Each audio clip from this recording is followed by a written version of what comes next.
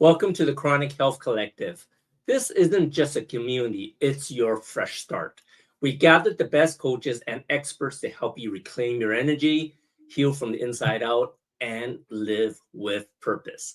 Whether you're longing for more energy, deeper healing in your relationships, or a life that feels more aligned and fulfilling, you're not alone anymore. Let's rise together. You know, back to school season, it's just around the corner, and it isn't just about kids getting new backpacks and lunchboxes.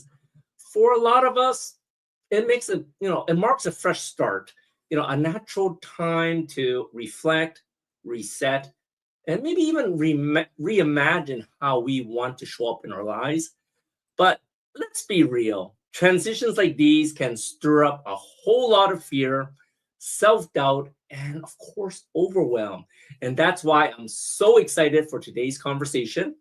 Whether, we got two incredible women joining us today, Kelly Fox and Terry Sayre, the heart and soul behind Fearless Generations.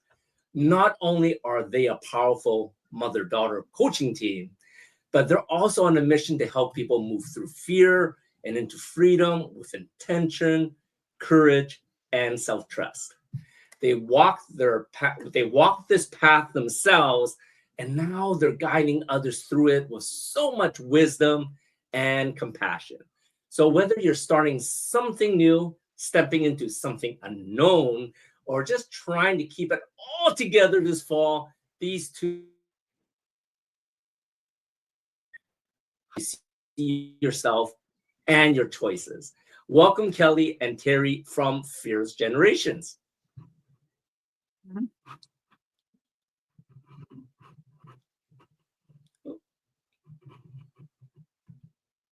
Hi. There you are. Welcome back to the Chronic Health Collective, ladies. Thank you. Well, let's kick it off. The first, I'm just going to go back and forth, firing one after another to each of one of you. And let's start off with you, Terry. As the season, as this season begins, it's not just for students, but for all of us adults. It's a time for natural transition, and we know fear loves transition. So, Terry, why don't you tell me, what does back to school really mean to you, and what does it mean to you personally? Sure, you bet. Well, I don't know if you remember, but I was a teacher for 40 years, so I have a lot of Yes. experience about what back to school means. And I still have nightmares about showing up the first day of school and not having anything ready. But it's certainly a transition time for children, young adults, and for parents. I used to teach kindergarten, and so I had parents hanging on the chain link fence crying harder than their kids do because their kids were starting school. But I think one of the things that anytime you're stepping into a new chapter, you've had your children home with you, maybe you are going to school as well, and you've had this break, and you fill that up with as much as you can. Sometimes it's overwhelming what people try to do during the break between school out and school in, right? So it's really a time for you to send the kids back to school, and sometimes that's a relief. But it's also a time then to think about yourself and where are you? Correct. What are you going to be doing now? And how has your life changed? Because every decision we make, every moment that we live in the present, it changes our future. And so it's an opportunity for us to talk, think and reflect and, well, who am I? What do I want? What do I need? How can I move forward in this new transition of the kids going back to school, or perhaps you going back to school? It's back to school is not just for children anymore. It never was, I guess. But it's a time for you to embrace that change Mhm. and be able to navigate that change. So that's kind of what we wanted to talk about today, was Right. how you might navigate that change in circumstances, change in relationships. I, of course, Mhm. teaching kindergarten, I was always the kid's favorite teacher, and the parents would come and say, my kids won't do it if Mrs. Sarah didn't tell them to do it first. So it's like it's a transition, getting used to another person impacting our kids' lives, and our kids being put into situations that may or may not be, they might not be pleasant. So it's certainly a time of transition as a parent, and as a mom, or just having your children go back to school, or you go back to school, a chance to go back to you. I love that. I love that, and it's funny as our children's grow, the transition changes each year too, I imagine, right? So, Sure. let me ask you this. I'll ask Kelly this. We'll bounce it back and forth a little bit. What patterns do you see change as each year changes as kids are coming back to school, Kelly? Like, is there anything, what type of fear is holding back the parents or adults from making these transitions? Yeah, well, the thing that I love about back to school is it's a clean slate. Hmm. So you have a new teacher, you have a whole new classroom of kids. You can kind of redesign yourself if you want. You can focus more on your studies, or you can say, oh, well, last year I focused too much on my studies. This year I'm going to kick back, right? Like there's all these decisions on how you're going to show up. And the new year kind of, or the new school year, or anything new kind of presents this opportunity for you to decide, this is how I want to show up. This is how I want to be seen. And then you're presented with this whole new environment. Mm-hmm. So, is your teacher stern, or are they laid back? Do they do fun activities, or are they more into, filling out paperwork, right? So, you get this opportunity to be in a whole new environment. And I think as adults, we do get that experience quite often, starting a new job, or yes, even just going to a networking, joining the chamber, or trying to make friends can be a challenge as an adult. I feel like when you're a kid, it's so much easier because there's a kid that sits next to you and you just naturally talk to them and they become your friend, right? But yes, as adults, we don't necessarily have those experiences anymore. But yeah, I think it's this blank slate to decide who you want to be and how you want to show up. I forgot your specific question. I am sorry. No, that is awesome. I was just saying that, fear seems to love transition, right? Like you said, things change every year. Even when we're always out, things, our environment is always different, right? I'm going to ask you a follow-up question on that, and then we'll bounce back to Terry. Can you share how maybe intention helps to interrupt this fear? Yeah. Well, we say fear loves transition sarcastically. So, because fear likes everything to stay the same, and for you to stay in your safe zone, and for it to be predictable and measurable, and change, it does not like change, because change is unknown.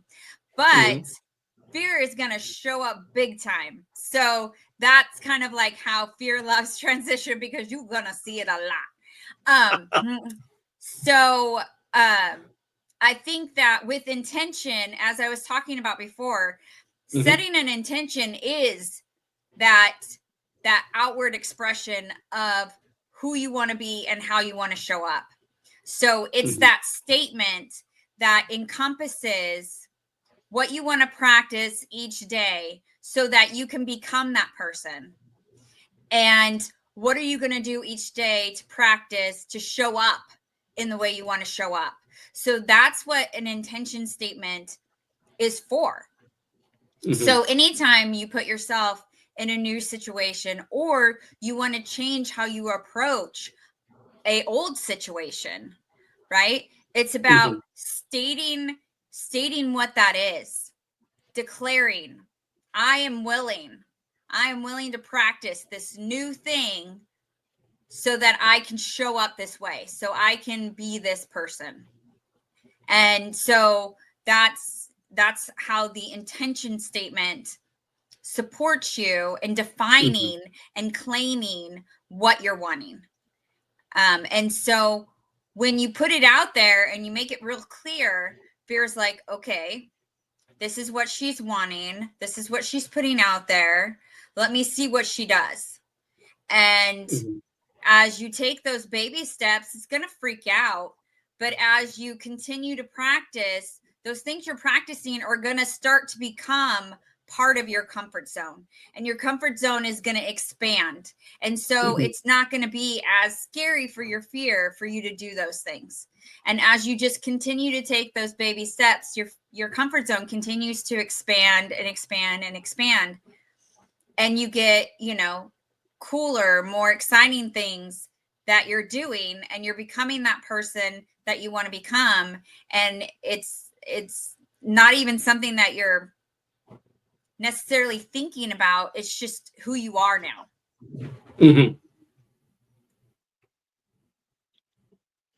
You were cutting out a little bit there, Kelly. Yeah. So I think, for a lot of our viewers out there, setting an intention is a very new thing. Terry, can maybe you can break this down, because I think a lot of people, we're halfway through the year, and of course in the beginning of the year we all set goals, right?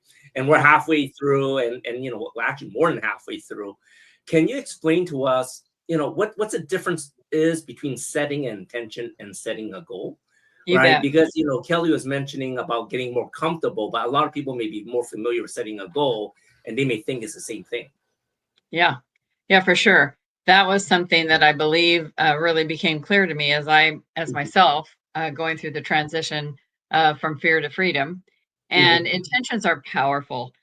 Goals are, I would equate a goal with a dream. Without an action, without a path, without clear intention, a goal can, think about, what do they call them when the new year starts? What do they call those? Resolutions. Resolutions. I see resolutions as kind of like a goal. Those are kind of synonymous in my mind. An intention, and Kelly mentioned it. When you set an intention, and we teach people a set template for setting intentions, and that is that you say today, so it's in the present. Today, I am willing to practice whatever that intention is. So the one might be, today I am willing to practice being calm and curious. So that would be my intention for today. I'm going to practice. Now, when you say I'm going to try, we say throw that word out. Throw the word try out. Use the word practice. When I say try, I already kind of think, oh yeah, I'm going to try. When I say practice, my body relaxes, and I say, yeah, I can practice. I practice piano. I practice, playing tennis. I practice, and I get better when I practice. So that's a really important part of the template for an intention. And today, so it's in the present, not the past. Today, I'm willing to practice. So for example, I have a goal of having a lot of energy. I'm 80 years old and I want to have energy, and I want to continue doing what I'm doing. So that's my goal, to have energy. My intention is I am willing to practice habits that will result in abundant energy. Then under that intention, I have 5 action steps. So you can have a goal, set an intention, and then have action steps. So I have 5 action steps under my intention that I am willing to practice habits. These are my 5 habits that will result in abundant energy. So those are things I can practice every day. Get enough sleep, eat good food, drink water, exercise. And one of them is at first it was don't eat sugar. Now it's eat less sugar, because I could not eat sugar. So those 5 practices I can do every day. I can check them off. I can, if I miss one, I can say, okay, well, that's all right. I practiced the other 4. Tomorrow I'll practice all 5. And so it's that way of taking those incremental, what Kelly called baby steps, so that you're moving forward in the present moment. You're moving forward in the present moment, and you're willing, which is a nice way to say things. I mean, I can be willing, and then I'm going to practice. And it just takes away the harshness of, oh, I didn't meet my goal. Oh, poor me. And we start beating ourselves up. And what happens is we just get rid of it. You know, that's what happens to New Year's resolutions, right? I think they say they last for about 6 weeks because there's not a way to incrementally practice and get better with that goal. So that's the difference between a goal and intention and the way we teach it. And I personally write a daily intention that fits under my umbrella intention for my life. And that helps me to stay focused in the present and be focused on what I have control of. So it's I think they're powerful, really a powerful practice. That's amazing. That's amazing. You know, I just want to have one quick follow-up question before we take a quick break. So for each goal, you want to set an intention that you're practicing each day with 5 action steps. When you hit that intention, do you set up a new intention towards that goal, or do you just stay on that intention and just continue? You know, you can have more than one intention. So that happens to be my health intention, right? That's my health intention. I have an intention for relationships and how I treat other people. I have an intention in my career. So health-wise, I'm going to be working on that intention forever. Yes. I'm not going to stop wanting to have abundant energy. You know, I'm not going to want to stop having powerful relationships. And these are the things that I do in order to check myself and take action in my relationships. So for me, they're ongoing, and I'm not going to have so many that I get overwhelmed. So the important areas of my life are health, family, and my spiritual development. So I have intentions in those 3 areas that I practice on a daily basis. And in my particular, framework, prayer is a part of that. And so at the end of the day, when I pray, I kind of check myself and I just say, okay, tomorrow I'm going to pray, so it's an ongoing, for me, it's ongoing. Kelly might have a different way she addresses that, but for me, it's an ongoing intention that will support me throughout my life.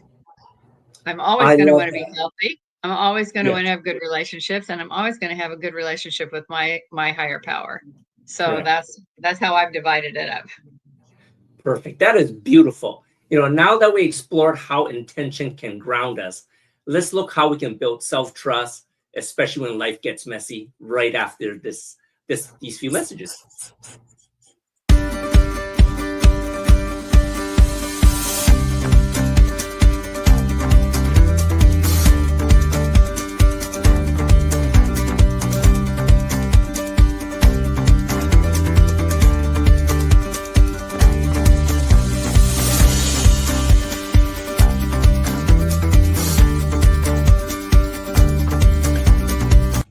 Attentive to what you tune into, attentive to love and curiosity, interest and enthusiasm.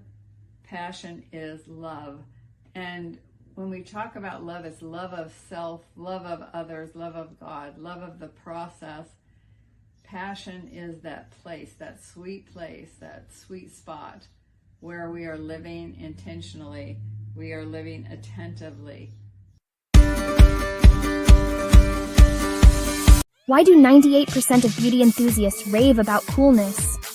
It's all in the blend of ancient wisdom and modern science. Introducing Coolness, Pearlescent Face and Eye Serum Cream. This powerhouse combines the antioxidative power of schisandra berries, the glow of pearl powder, and the hydrating wonders of dragon's blood extract. It's like a time machine for your skin, making it radiant, firm, and oh so smooth. Inspired by ancient Chinese traditions and backed by modern nutritional science, this serum cream is perfect for dry, mature, and aging skin. It's time to unlock your inner glow with Coolness. Treat your skin to the best of both worlds today. Welcome back to the Health Collective. And in the first segment, the Fearless Generation, both Terry and Kelly was sharing on the importance of intention, and they shared a little bit about their template for doing intention. So for all those out there that's having problems with intention, definitely reach out for them for their template. You know, I thought that was amazing. let's start with you this time, Kelly.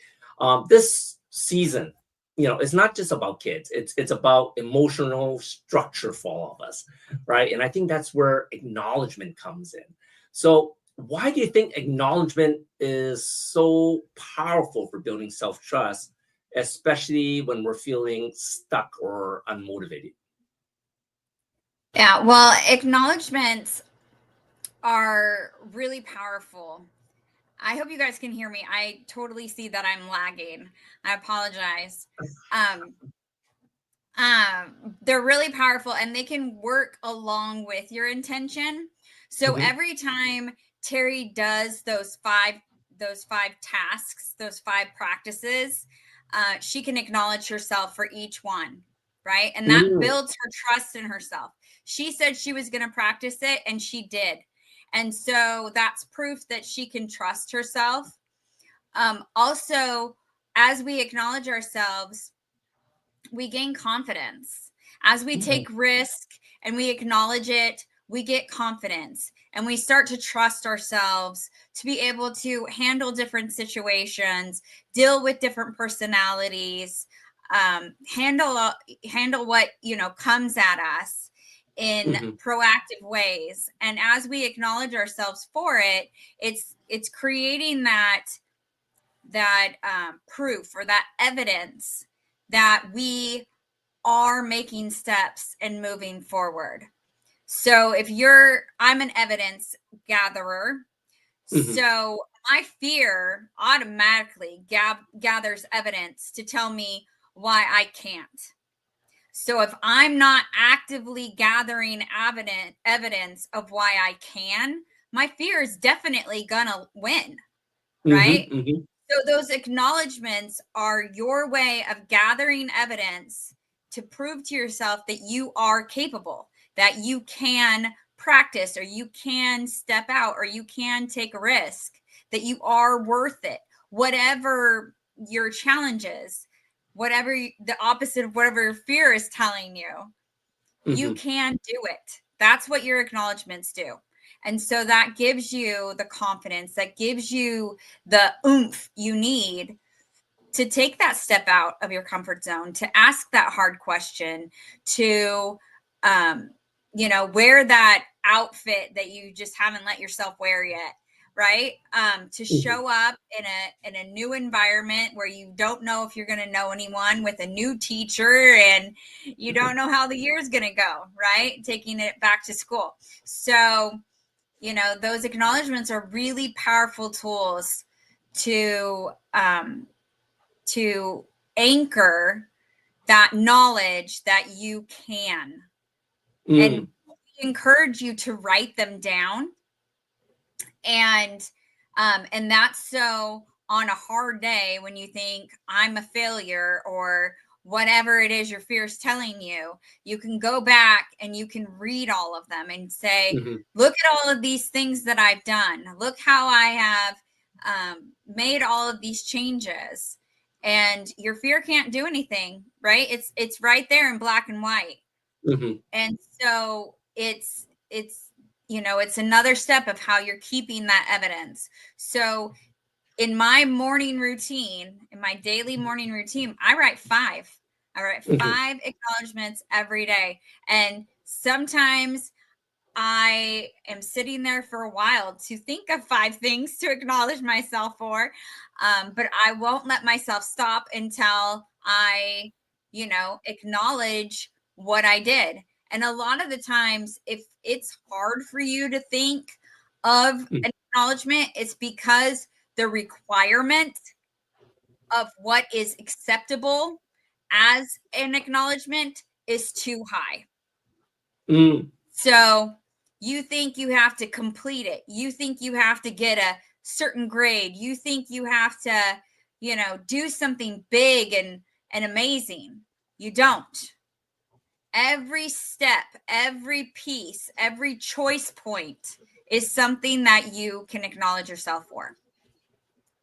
I love that. It's interesting because you're talking about acknowledgement and things that you have done to boost your self-confidence. I find that a lot of people are fearful of acknowledging things because it may come off as bragging, right? You know, like maybe like some of us is, oh, I want to lose 50 pounds. And then you finally did all your intentions. You took action and you lost 50 pounds. And then you're acknowledging it to the world. And then now all of a sudden, people are saying, oh, you're bragging. And it knocks your self-confidence back down. So, how do you think people can reframe that? What is the difference between, acknowledgement and bragging to boost your self-confidence? Well, you don't have to share your acknowledgments with anybody, for one. But if you want to, you can acknowledge the actions that you took to lose those 50 pounds. So today I acknowledge myself for going for a 30-minute walk. Today I acknowledge myself for choosing to eat smaller portions. Today I acknowledge myself for, putting down the spoon when the ice cream came out. Whatever it is, whatever these things are that you're practicing to lose that 50 pounds, Correct. acknowledge that. Acknowledge that. And also, I think people are just too scared to shine their light and be bold. And, there's a big difference between saying, I am so proud of myself, I lost 50 pounds, and bragging about losing 50 pounds. Because I feel like when you brag, there's also an aspect of it where you're putting down someone else who didn't. That makes sense. And when you acknowledge yourself, you are not doing that. Yeah, I think it's important that acknowledgments are all about you.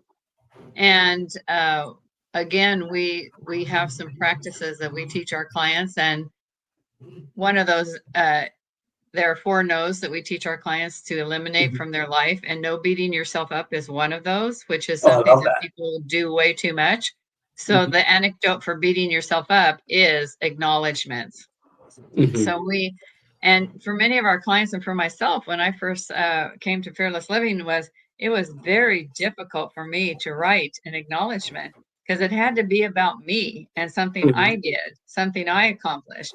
And I was not used to doing that. I was used to beating myself up and saying what I didn't do, or I failed at that, or I fell short of my goal.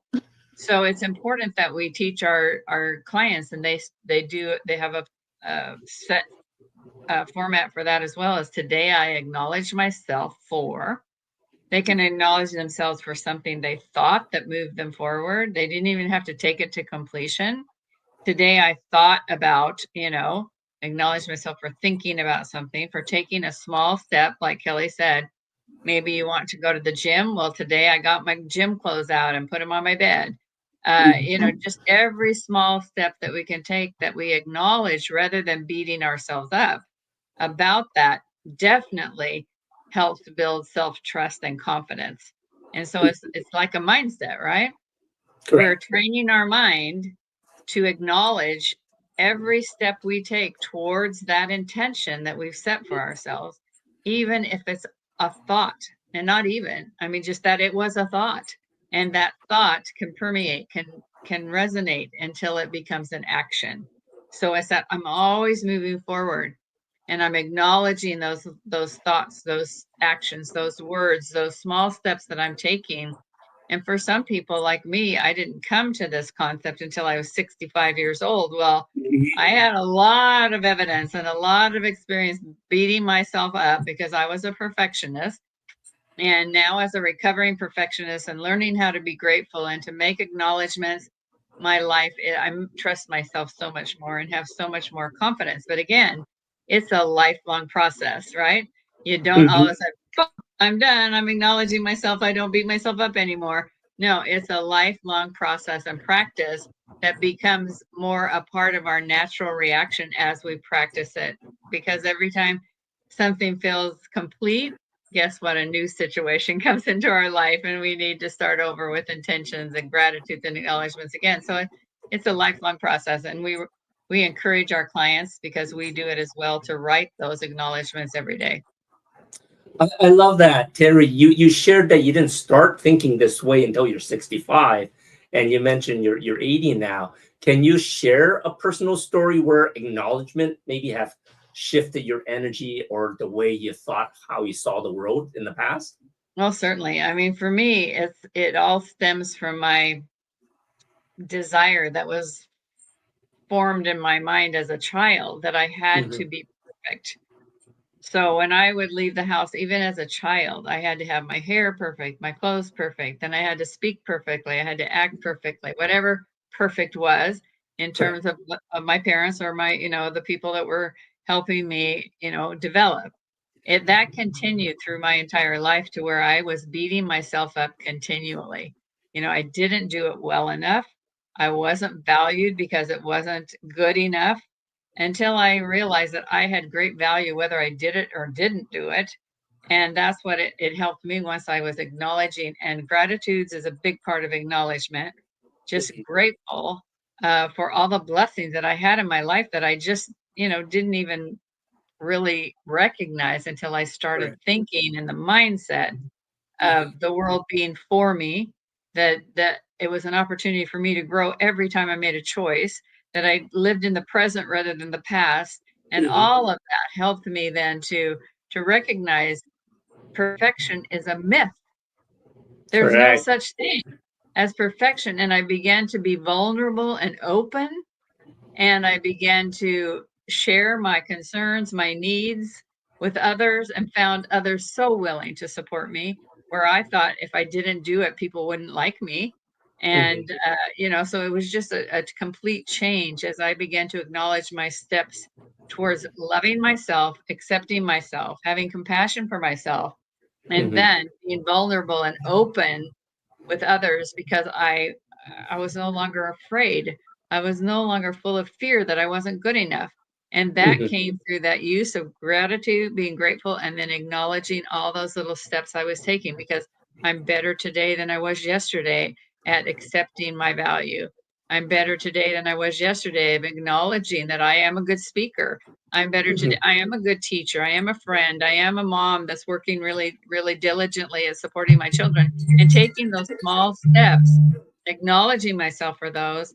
And some days when I'm writing acknowledgments, I get so excited I write more than 5. And I think, wow, that was a great day. I really was on point. So it's just again, it's a way of thinking and it's a lifetime process. And Mhm. it's to eliminate beating yourself up, which I don't know. As a woman, I think and you can tell me I'm wrong, I think women beat themselves up more than men do, just because we have accepted the expectations of society. And so that's where Mhm. intention gets rid of those expectations as well. And we can live a life that's true to us and we can be whom we are, you know, back to me and really acknowledge my growth and my kids don't even say they don't remember the old mom, which I'm glad. And they have acknowledged me for the growth I made and the relationships I have with my children is night and day from when I Mhm. was in that space of perfection Mhm. and really forcing that on them as well. And that lifetime of being in that space, I was able to overcome that because of acknowledgments. I love that. I love that. So if our viewers that are listening to us today and wanted to try this tool for acknowledgement, you mentioned you have a framework, but like, you said no beating yourself up was one of your framework. But what is one question they should be asking themselves to even start, using this tool of acknowledgement? Well, I think the thing is it is changing your mindset right away. So if you Hmm. start to beat yourself up, that's a self-destructive behavior, correct? Hmm. Yes. So in order to overcome a self-destructive behavior, you have to have compassion for yourself. So Mm. you will say to yourself inside your head, no, that's a self-destructive behavior. So I've identified these self-destructive behaviors, and that's part of the process.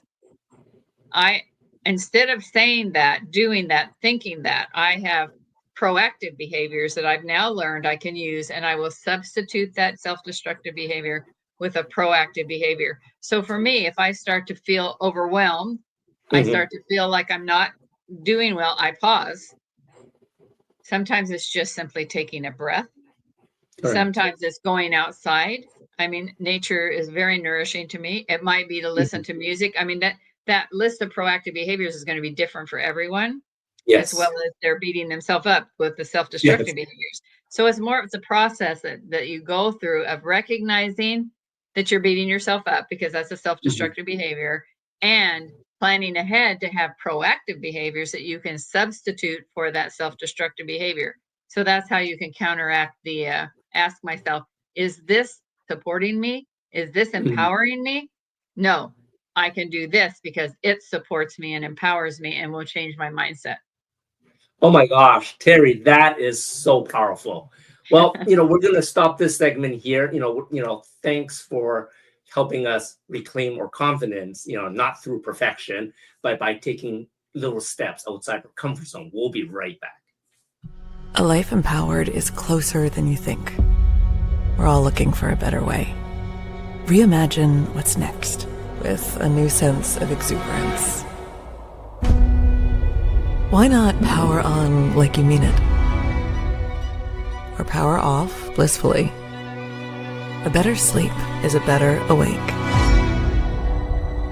You've never moved like this before. With the energy nature intended.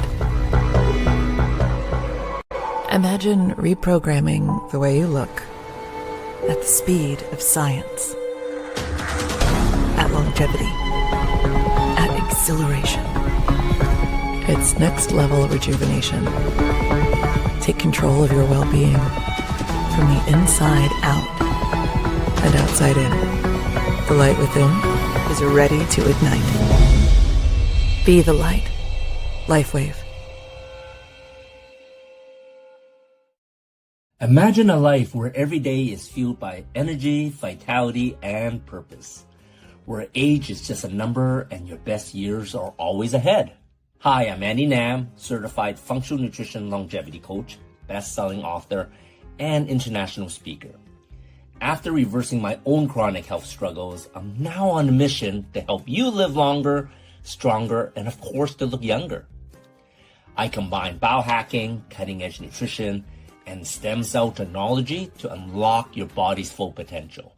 So no matter where your starting point is, I'm going to guide you toward a chronically healthy life. Ready to reverse aging and take control of your future? Connect with me today. Your journey to longevity starts here. Welcome back to the Chronic Health Collective. First segment, we talked a little bit about setting intentions. Second segment, the Fearless Generation helped us with acknowledging how we did with those intentions. And, we're going to jump to you, Kelly, to kick it off. In the first segment, you mentioned risk stretches our comfort zone. Can you give us a personal example of a recent risk you took that stretched your comfort zone? Oh, I take them all the time. I think as a parent, I think our children constantly push us out of our comfort zone. I have a daughter who is going to Germany for her senior year. She's going to be gone for 11 months. She is 17, but she's still like, I still think of her as my baby, Yes. I have two kids that are older than her. They still live in my house. Like, she will be the first of my kids to actually leave my house. So every day that we get closer to her departure is just another it's a newer reality almost. I've been taking her to go shopping, which is usually not fun to do. And but I've been taking her, and we've been going by ourselves even, because usually we bring a friend or we bring one of our sisters to kind of have a buffer.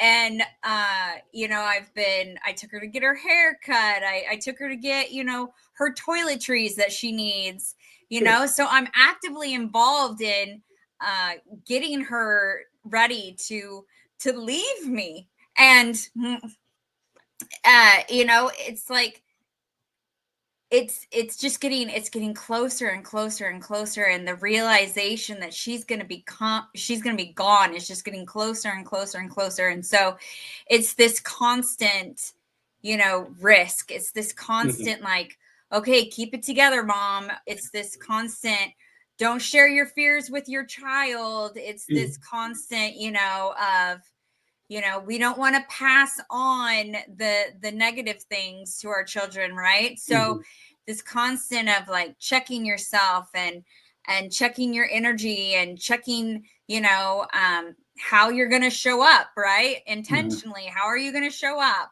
In this moment, it is not easy to show up as this mom who is just freely letting her child go across the world for 11 months, right? But I'm going to practice showing up as that mom because that's what my kid needs. So yeah, that is, she is pulling me out of my comfort zone all the time.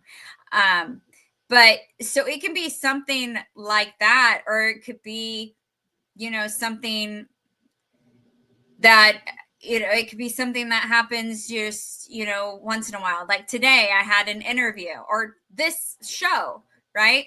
I've done this before, but that doesn't mean that today it's not still a stretch, right? So it's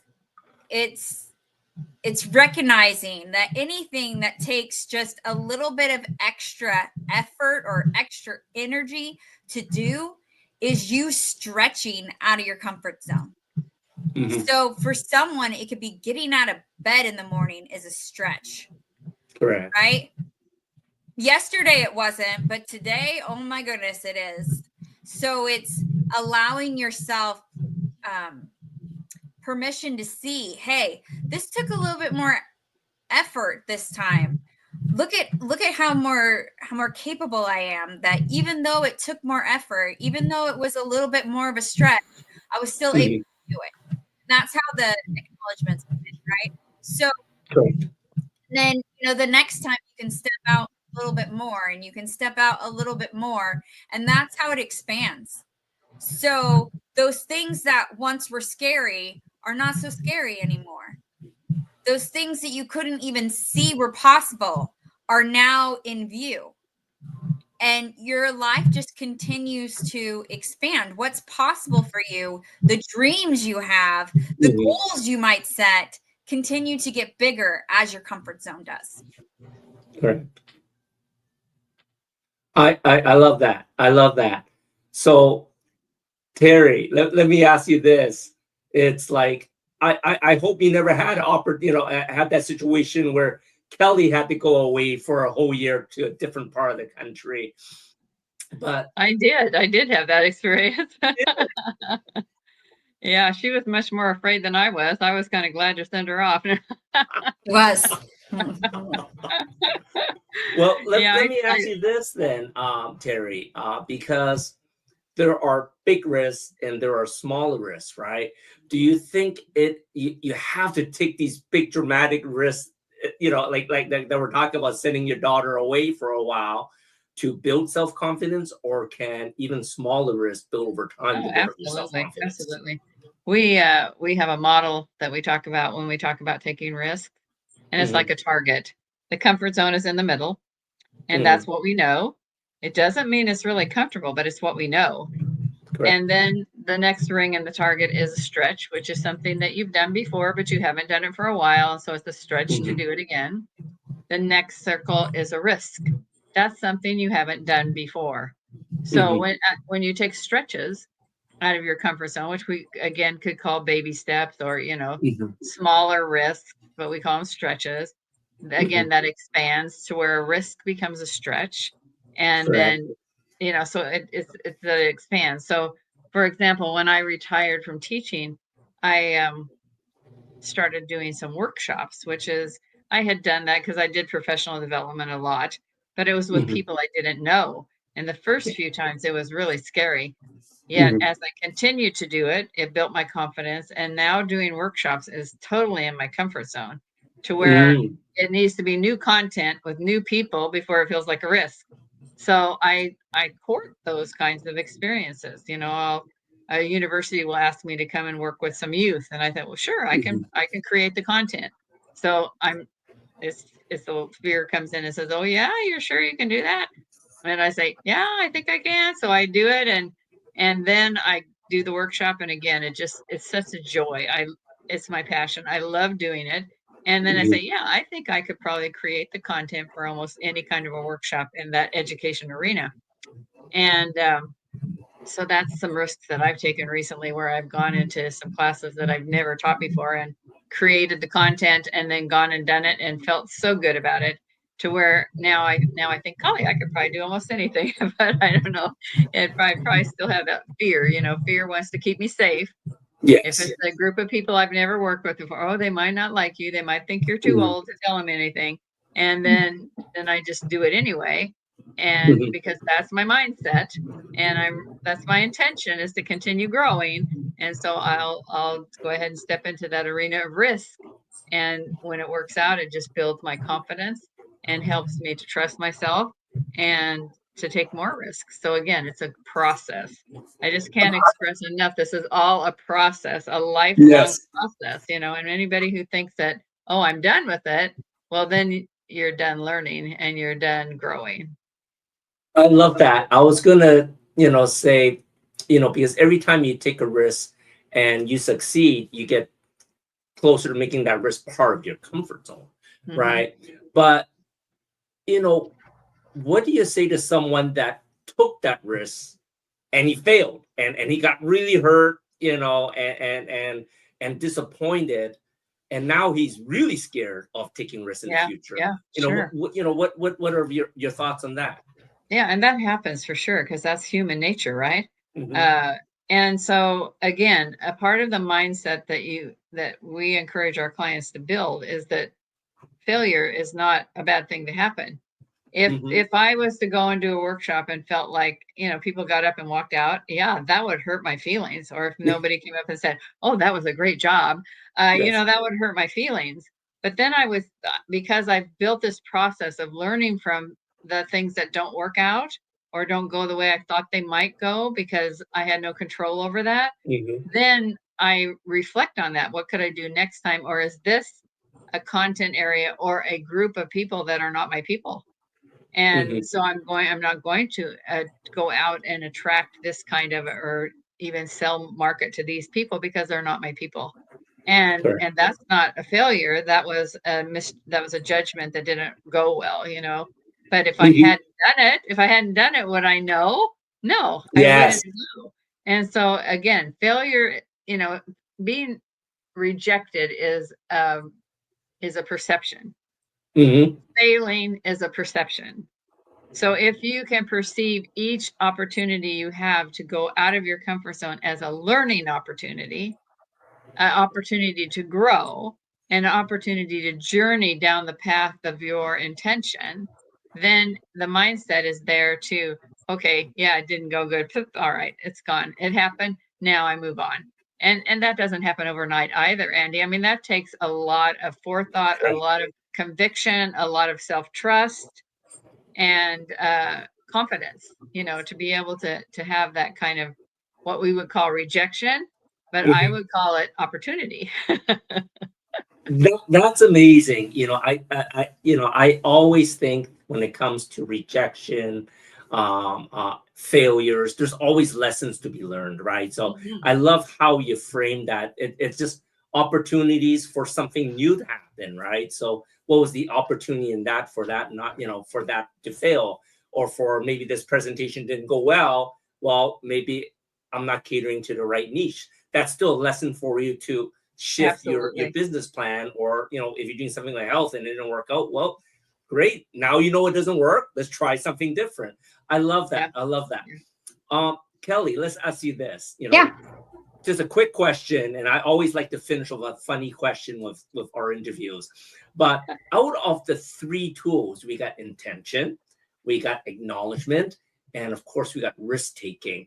Which one do you think people underestimate the most for the way the power changes your life? I think acknowledgments, because I think that the other two are somewhat familiar or easy to grasp than acknowledgments, because we're taught as a society to not acknowledge ourselves, Yes. to diminish what we do, right? Because those who do are arrogant, or they're whatever, they're this bad person, right? Correct. Right. No, I hear you.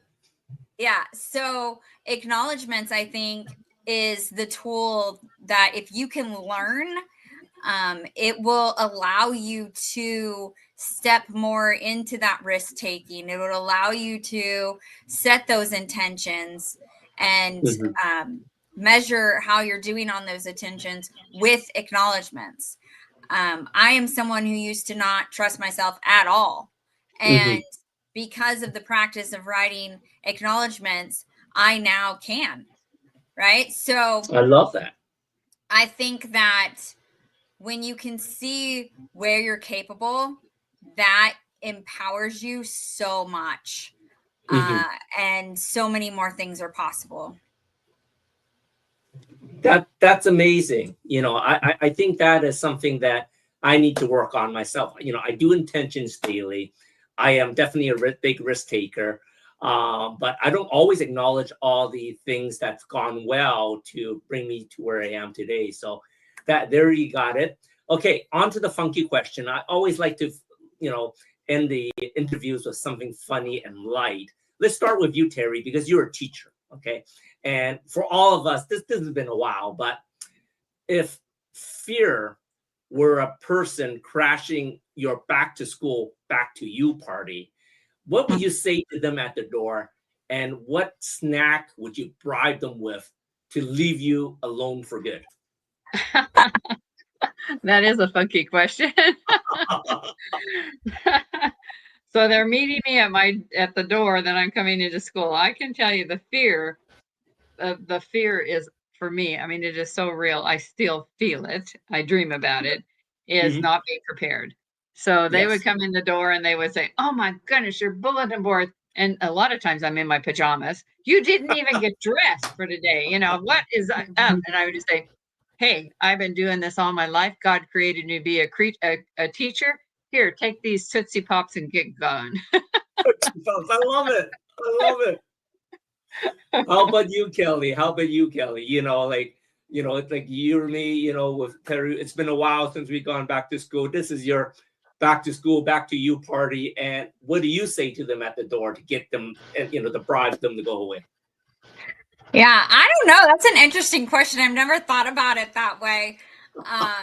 My thing is self-doubt. That's what always creeps up, of just not being smart enough, or not being cool enough, or whatever. Those would be the type of fears that would come up when I'd go to school. What would I give it? I don't know. I guess I would give it something really good, like a Twinkie or something, so that it would take it, like it would be worth it. It'd be like, "Oh, okay, I'll leave you alone if you give me a Twinkie." That is so hilarious. I love it. I wonder how many people of our viewers actually know what a Tootsie Pop and a Twinkie actually is. Oh my gosh. So, this was so fun, Kelly and Terry. What is the best way for people to reach out to you to learn more of your framework, to start doing more of these intentions and how it all comes together? Yeah, I would say email me. My email is on the screen right there, kelly@fearlessgenerations.org, and I can get you that information. Or go to our website, fearlessgenerations.org, and there's information there on how you could be with us in person, or ask us a question or whatever it might be. And we are totally willing to give the templates that we have out. We also have a monthly membership that if you're interested in getting these tools and working with us on a regular basis as a group, in a group environment, that's also another option because we go over these tools and you get a new one every month. So, oh, that's amazing. Perfect. Well, if today's episode resonated with you, don't do it all alone.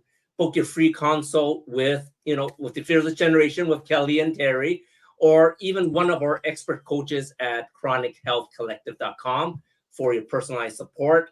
And remember to subscribe to our monthly magazine for expert tips from all 14 coaches to elevate your health, your mindset, and of course, your relationships. Catch us live here every Tuesday at 7 p.m. CST, or watch past episodes anytime on E360 TV or on our YouTube channel, youtube.com/@chronichealthcollective. Thanks for tuning in. Your transformation starts today, and we'll see you all next week. Goodbye now.